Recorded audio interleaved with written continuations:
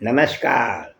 ઓમ વક્રતુંડ મહાકાય સૂર્યકોટિ સમપ્રભુ નિર્વિઘ્નમ કુરુ મે દેવ સર્વ કાર્યેષુ સર્વદા. વાસ્તુશાસ્ત્ર દિશા બદલો, દશા સુધારો એ વિષય ઉપર આપણે વાતો ચાલુ કરી છે. વાસ્તુશાસ્ત્ર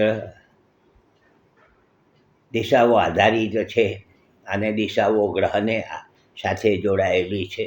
આ બધું હું વાત કરી ચૂક્યો છું.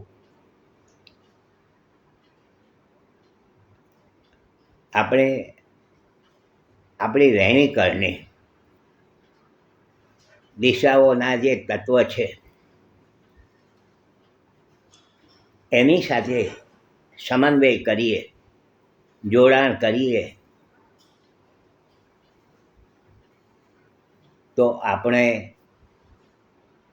પ્રકૃતિની સાથે તાલમેલ કર્યો એમ કહી શકાય. માનવ શરીર, આપણું જે શરીર છે તે પંચતત્વને આધારિત છે, દિશાઓ પંચતત્વને આધારિત છે અને એની સાથે આપણે સમન્વય કરવાનો છે કે જેથી કરીને આપણને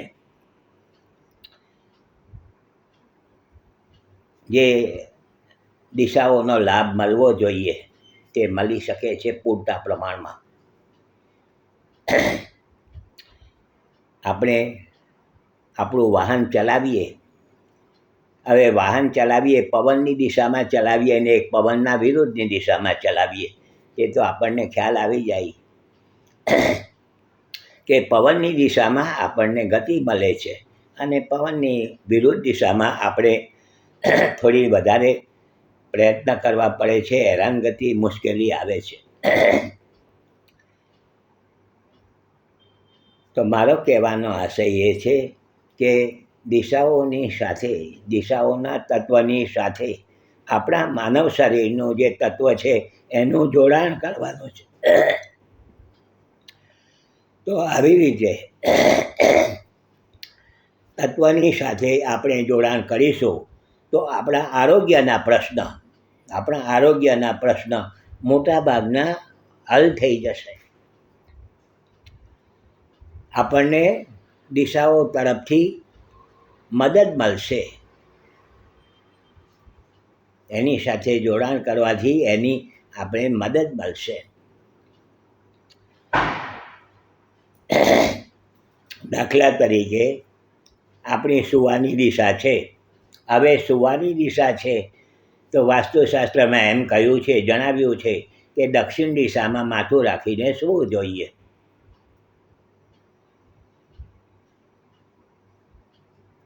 અને ઉત્તર દિશામાં પગ આવવા જોઈએ. તો આ ઘડી છે જેને કહેવાય આપણા પૃથ્વીની અંદર લોચુંબકત્વની આખી ધરી ચાલે છે અંદર ઉર્જા. તો એની સાથેનું આપણું જોડાણ થશે તો આપણું ઊંઘ સારી આવશે, ખોટા વિચારો સપના નહીં આવશે અને આરોગ્યના કંઈ પ્રશ્ન હશે તો એ દૂર થશે. આવું સમજાવ્યું છે વાસ્તુશાસ્ત્રમાં. તો દક્ષિણ દિશામાં કદાચ ન આવે તો પૂર્વ દિશા પણ ચાલી શકે છે.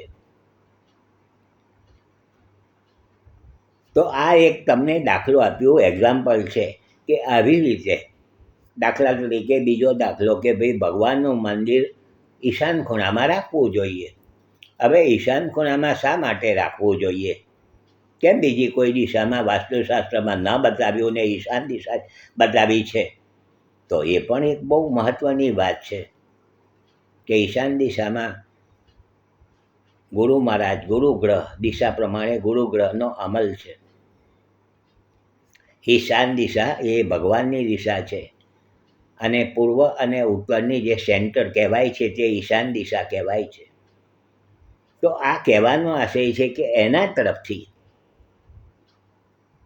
આપણને શુભ ઉર્જા મળે, આપણા ઘરમાં શુભ ઉર્જા એના વાયા થઈને આપણું ભગવાનનું મંદિર છે એમાં દાખલ થાય અને ભગવાનના આશીર્વાદ, ભગવાનની સાથે જોડાઈને એ ઉર્જા આપણા ઘરમાં પ્રવેશ થાય.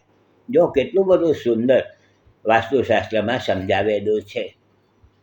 તો આપણે એ રીતે વર્તન કરીએ ને ગોઠવણી કરીએ તો આપણને લાભ મળતો હોય છે. આ બધી વાતો છે. જોડાયેલા રહેજો. કાલે પાછા મળીશું. લાઈક કરજો, શેર કરજો. હસમુખલાલ ઝવેરીના સૌને નમસ્કાર. જય શ્રી કૃષ્ણ. ઓમ નમઃ શિવાય.